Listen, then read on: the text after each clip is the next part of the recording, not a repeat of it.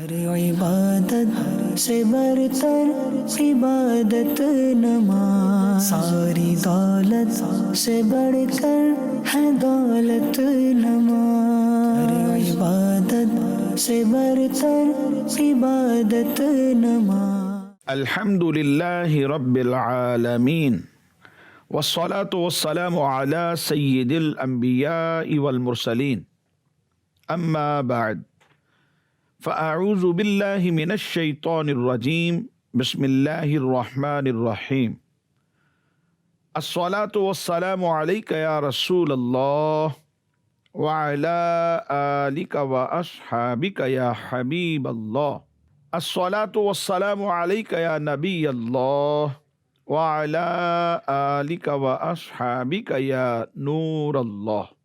حضور نبی پاک صلی اللہ تعالی علیہ وآلہ وسلم کا ارشاد پاک ہے،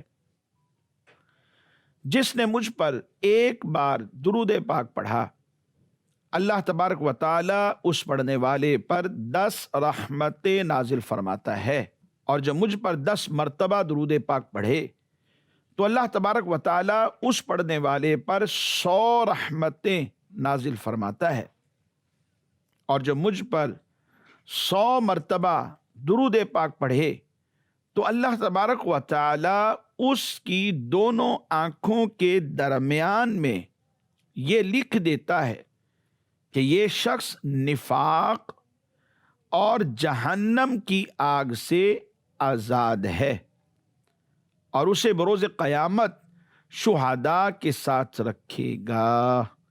صلو علی الحبیب صلی اللہ تعالی علی محمد صلی اللہ تعالی علیہ وسلم۔ مدنی چینل کے ناظرین، یہ ہے پروگرام احکام نماز۔ ہم آپ کو اس میں خوش آمدید کہتے ہیں۔ ہو سکے تو حصول ثواب کی خاطر بیان سننے سے پہلے اچھی نیتیں بھی فرما لیجئے کہ فرمان مصطفیٰ صلی اللہ تعالی علیہ وآلہ وسلم ہے، نیت المؤمن خیر من عملہ، مومن کی نیت اس کے عمل سے بہتر ہے۔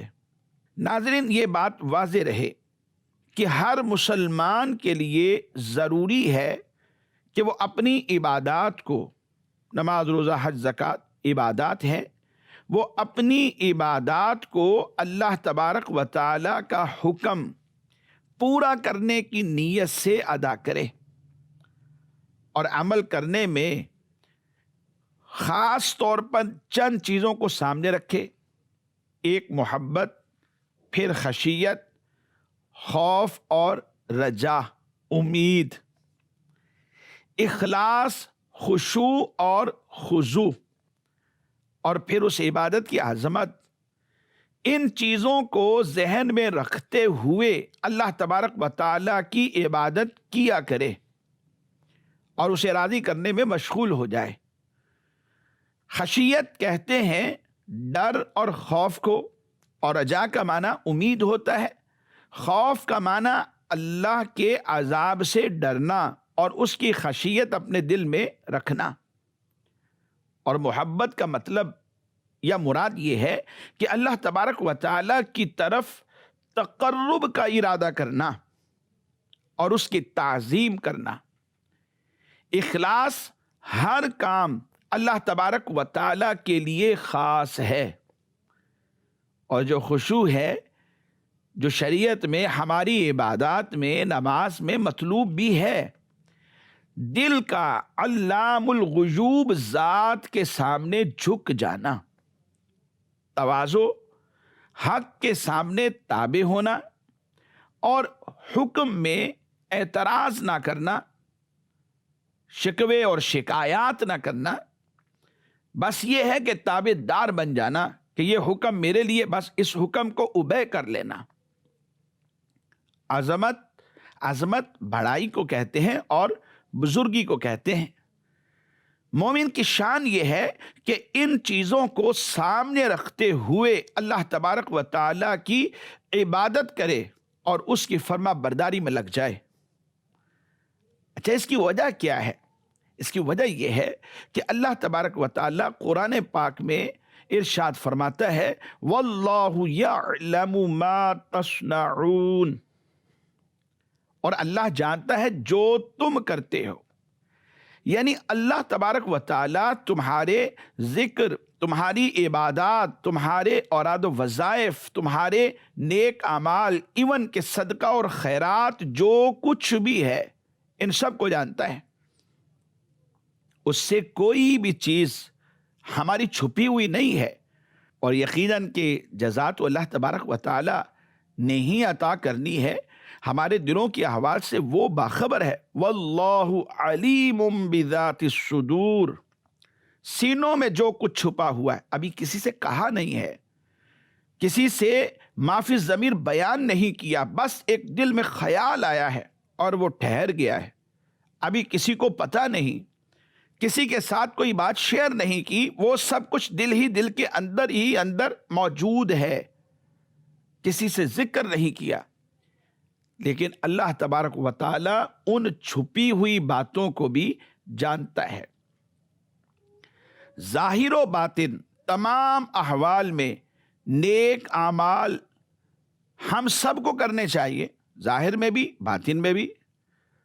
علم الہی کے متعلق یہ جو اس آیہ مبارکہ میں بیان کیا جا رہا ہے کہ واللہ یعلم ما تصنعون، عموماً اس طرح کی جو آیات بینات ہوتی ہیں جس میں یہ بات بیان کی جاتی ہے وہ اس مفہوم کے لیے ہوتی ہے کہ اللہ تبارک و تعالیٰ کا جو علم ہے وہ اتنا وسیع ہے کہ وہ ہر بندے کے ظاہری اور باطنی عمل کو جانتا ہے.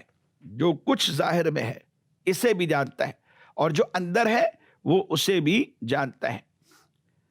تو پھر کیا کرنا چاہیے؟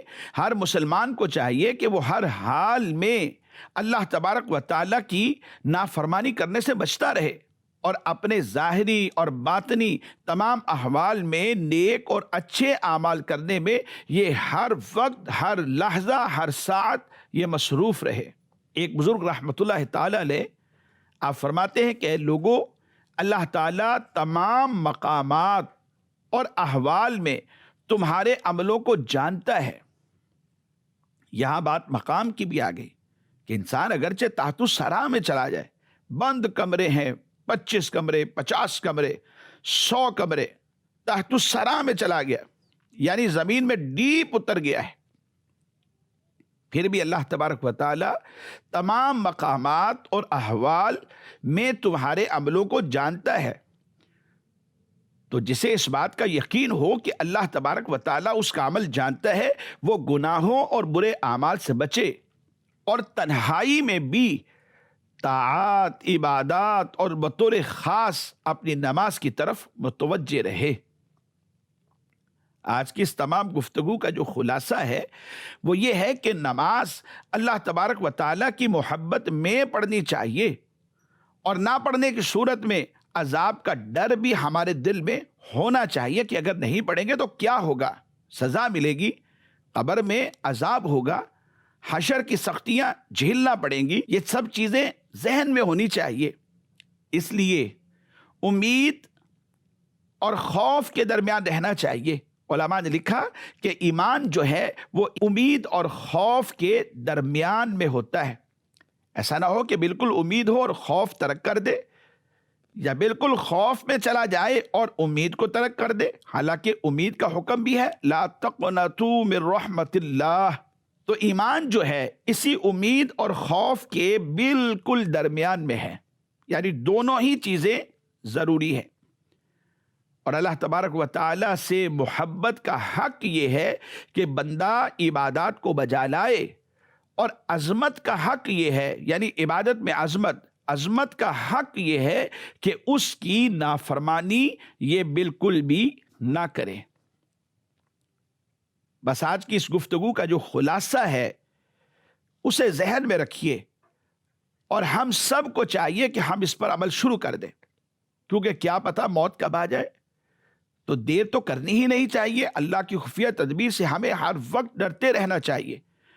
تو اپنی عبادت میں خوف بھی رکھیں، امید بھی رکھیں، خشوع اور خضوع کو لازم قرار دے دیں، عبادت کی عظمت کو بجا لائیں، اور محبت میں یعنی محبت الہی میں، مقصود صرف یہ ہے کہ یہ جو میں عبادت کر رہا ہوں یہ اللہ تبارک و تعالی کے لیے کر رہا ہوں۔ جی ہاں، آئیے مدنی چینل کے ناظرین، آج کے اس پروگرام میں چند ایک احکام نماز بھی ہم شامل کرتے ہیں۔ بات چونکہ چل رہی تھی نماز میں قیام کے حوالے سے، تو اسی کو ہم آج کے اس پروگرام میں بھی کنٹینیو کریں گے۔ قیام سے متعلقہ چند ایک مسائل اور آپ کے گوش گزار کرتا ہوں۔ نماز میں کھڑے ہونے سے محض کچھ تکلیف ہونا یہ عذر نہیں ہے۔ کوئی نہ کوئی بیماری تو آ جاتی ہے، ڈیزیز انسان کے ساتھ ہوتی ہے، ہلکی پھلکی بیماری، کوئی پریشانی، ہلکی سی تکلیف اٹھنے اور بیٹھنے میں، یعنی بہت بڑا کوئی عذر نہیں ہے۔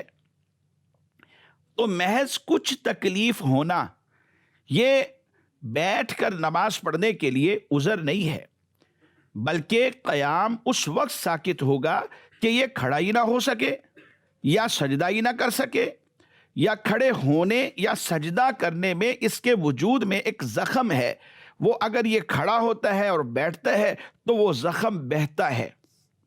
اب جب وہ بہے گا تو وضو توڑ دے گا، لیکن اگر یہ بیٹھ کر پڑھ لیتا ہے تو پھر وہ نہیں بہتا۔ اسی طرح اسے کوئی مرض ہے، مثال کے طور پہ قطروں کا مرض ہے، پیشاب کے قطرے آتے ہیں۔ اب اگر یہ کھڑا ہوتا ہے اور بیٹھتا ہے تو اس صورت میں تو قطرہ آتا ہے، لیکن اگر بیٹھ کر ہی یہ نماز شروع سے ہی پڑھ لیتا ہے تو پھر اس صورت کے اندر نہیں آتا۔ یا پھر یہ ہے کہ اس کے بعد کپڑا کم ہے، اگر یہ کھڑے ہو کر نماز پڑھتا ہے تو اس کا چوتھائی ستر کھل جاتا ہے تو پھر نماز نہیں ہوگی۔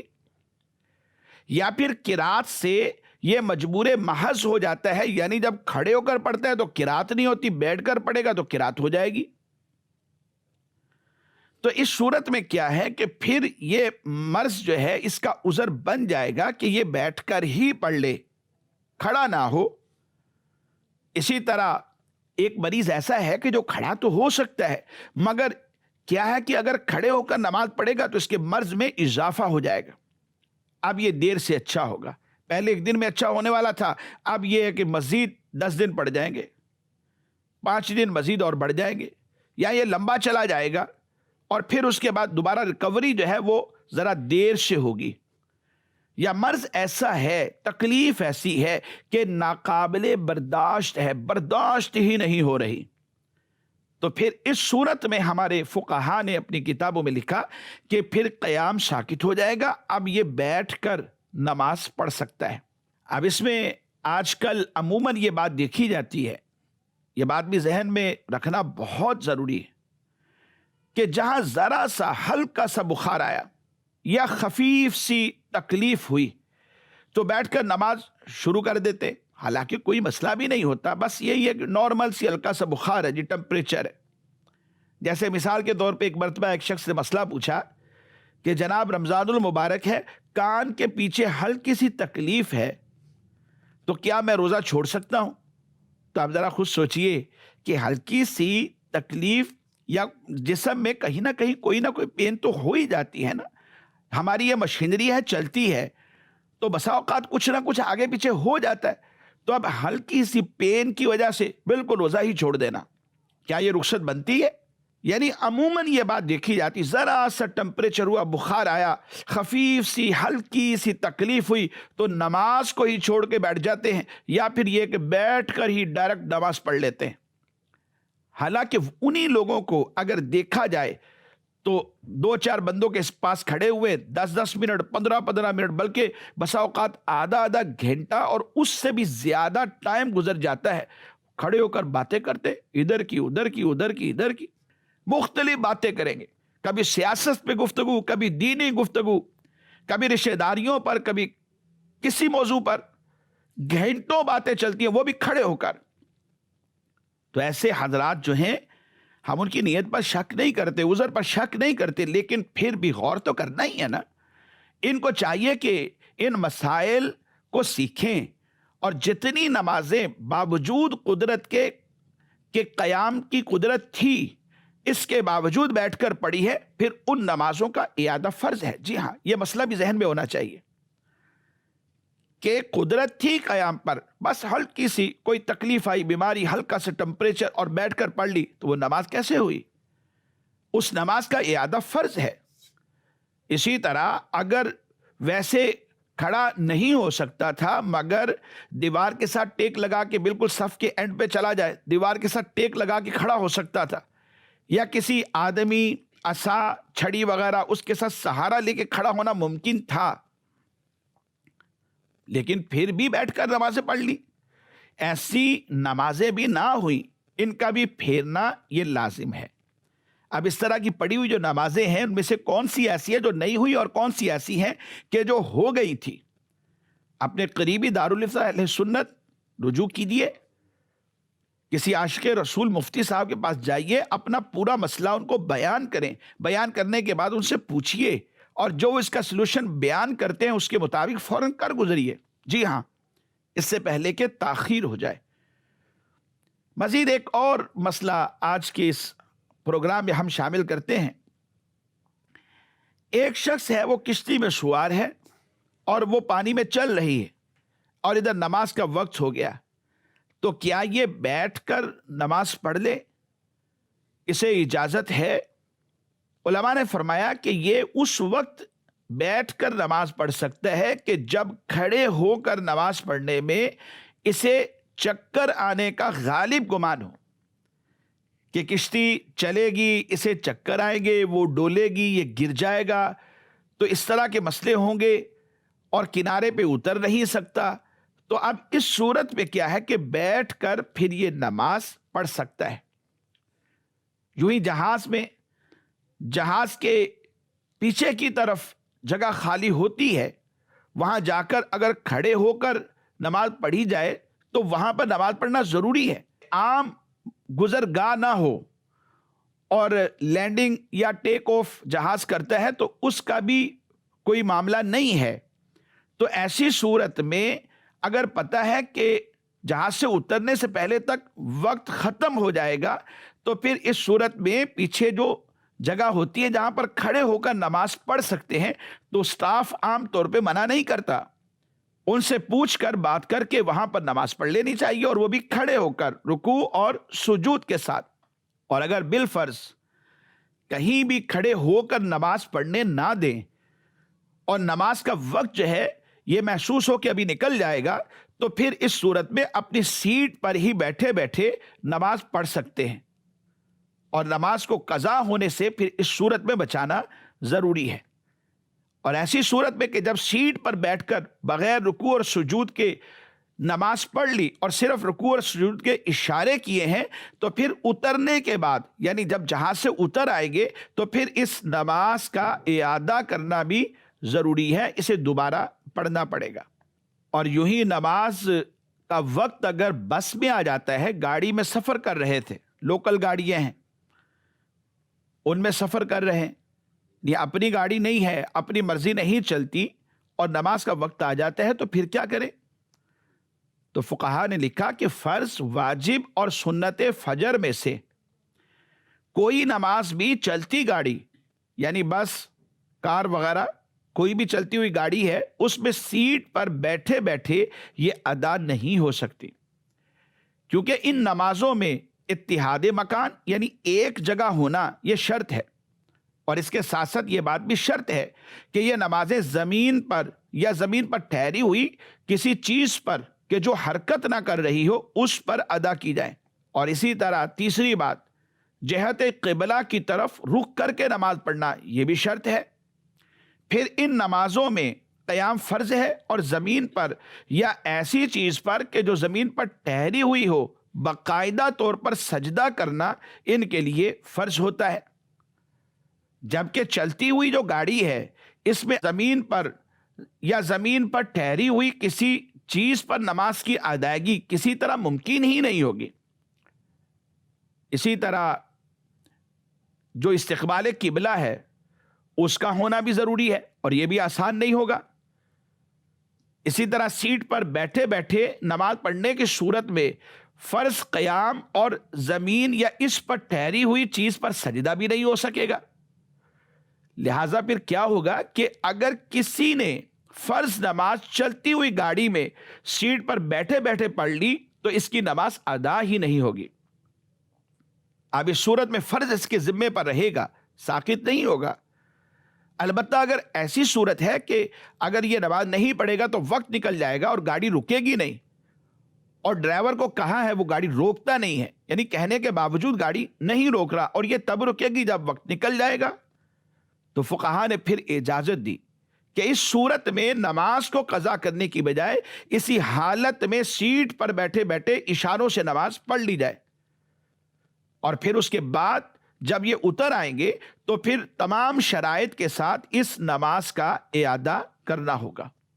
یہاں پر ایک چیز ذہن میں رہے کہ یہ حکم فرض، واجب اور سنت فجر کی نمازوں کے متعلق ہے، اور رہی بات نماز نفل کی تو یہ بیرون شہر جہاں سے شرعی مسافت پر قصر واجب ہوتا ہے، سواری پر پڑھنے کی گنجائش ہوتی ہے.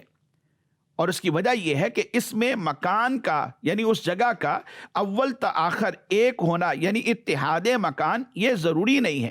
استقرار علی الارض، جہت قبلہ، یہ سب چیزیں شرط نہیں، بلکہ جدھر سواری کا رخ ہو اسی طرف رخ کر کے نماز پڑھی جا سکتی ہے. اسی طرح نوافل میں جو قیام کی صورت ہوتی ہے، یعنی قیام چونکہ فرض ہے وہ بھی فرض نہیں ہے. اگر نفل نماز چلتی گاڑی میں سیٹ پر بیٹھے بیٹھے اشارے سے پڑھ لیتے ہیں تو یہ ادا ہو جائے گی، یہ درست ہے، اس کا اعادہ بھی لازم نہیں ہوگا. اور وہ جو اعادے کی صورت ہے یہ صرف فرض، واجب اور سنت فجر ان نمازوں میں ہے. اور اسی طرح بیعین ہی یہی حکم نماز پڑھنے کے حوالے سے ٹرین کے لیے بیان کیا جاتا ہے. تو مدنی چینل کے ناظرین، آئیے آج کے اس پروگرام میں ہم چند ایک ریکارڈڈ سوالات بھی شامل کرتے ہیں. جی سوال چلائیے. محمد زاہد لاہور پنجاب سے عرض گزار ہوں. میرا مفتی صاحب کی بارگاہ میں سوال یہ ہے کہ ایک شخص نے نماز جمعہ کی 4 رکعت سنت مؤکدہ بعدیہ ادا کی. اب 4 رکعت سنت مؤکدہ بعدیہ پڑھنے کے بعد پھر وہ 2 سنت مزید پڑھنے کے لیے کھڑا ہو جاتا ہے، اور اب اسے خیال آتا ہے کہ شاید میں نے جو پہلے 4 رکعت سنت مؤکدہ وہ پڑھی تھیں وہ شاید میں نے 3 پڑھی ہیں، لیکن یہ محض ایک خیال تھا. تو اب آپ کی بارگاہ میں عرض یہ ہے کہ کیا اس طرح وہ ہماری جو پہلے 4 رکعت سنت مؤکدہ پڑھی تھیں وہ ادا ہو جائیں گی یا نہیں؟ دیکھیں، محض خیال کی صورت میں، شک کی صورت میں یا خیال کی صورت میں عمل باطل نہیں ہوتا. جبکہ صرف خیال ہی ہے، صرف محض گمان ہے، تو اس کی وجہ سے عمل باطل نہیں ہوگا. جو سنت ادا کی تھی یہ 4 سنت مؤکدہ صحیح طور پر ادا ہو گئیں، اور محض شک کی بنا پر دوبارہ انہیں نہیں پڑھا جائے گا. بس یہ سوال چلائیے. عرفان علی اتاری. میرا مفتی صاحب کی بارگاہ میں یہ سوال عرض ہے کہ میت کی تدفین کے بعد بعض لوگ میت کے سرہانے کی طرف کھڑے ہو کر سورہ بقرہ کی ابتدائی آیات اور پائنتے کی طرف آ کر، پاؤں کی طرف آ کر سورہ بقرہ کی آخری آیات پڑھتے ہیں، تو ایسا پڑھنا کیسا ہے؟ ارشاد فرما دیں. میت کو دفن کرنے کے بعد قبر کے سرہانے کھڑے ہو کر سورہ بقرہ کی ابتدائی آیات بینات یعنی الف لام میم یہاں سے لے کر المفلحون تک، اور میت کے پاؤں کی طرف کھڑے ہو کر سورہ بقرہ کی آخری جو آیات بینات ہیں آمن الرسول سے لے کر ختم سورت تک، یہ پڑھنا ایک مستحب عمل ہے، اور یہ احادیث طیبہ اور اقوال فقہاء کرام سے بھی ثابت ہے. بلکہ حضرت عبداللہ ابن عمر رضی اللہ تعالی عنہما آپ اس عمل کو مستحب خیال کیا کرتے تھے. بلکہ آپ یہ بات بیان کرتے ہیں کہ حضور نبی پاک صلی اللہ تعالی علیہ وآلہ وسلم نے یہ بات ارشاد فرمائی کہ جب تم میں سے کسی شخص کا انتقال ہو جائے تو اسے اپنے پاس نہ روکو، بلکہ قبر کی طرف اسے لے جانے میں جلدی کیا کرو، اور پھر اس کی قبر کے سرہانے کھڑے ہو کر سورہ بقرہ کی ابتدائی آیات بینات اور اس کے پاؤں کی طرف کھڑے ہو کر آخری آیات بینات کی تلاوت کی جائے، انہیں پڑھا جائے. شارحین حدیث نے اس حدیث مبارک کے تحت یہ بیان کیا کہ سورہ بقرہ کی جو ابتدائی آیات بینات ہیں وہ الف لام میم سے لے کر المفلحون تک، اور جو آخری آیات بینات ہے وہ آمن الرسول سے لے کر ختم صورت تک ہیں. تو یہ ایک مستحب عمل ہے، کرنا چاہیے، انشاءاللہ اس سے ثواب ملے گا. مدنی چینل کے ناظرین، ہمارے آج کے اس پروگرام کا وقت اختتام کو پہنچا. ہم آپ سے اجازت چاہتے ہیں، دعا گو ہیں اللہ کریم یہ احکام، یہ مسائل ہمیں یاد رکھنے اور عمل کرنے کی بھی توفیق عطا فرمائے. آمین بجاہ النبی الامین صلی اللہ تعالی علیہ وآلہ وصحابہ وبارک وسلم. ہر عبادت سے برتر عبادت نماز، ساری دولت سے بڑھ کر ہے دولت نماز. ہر عبادت سے برتر عبادت نماز.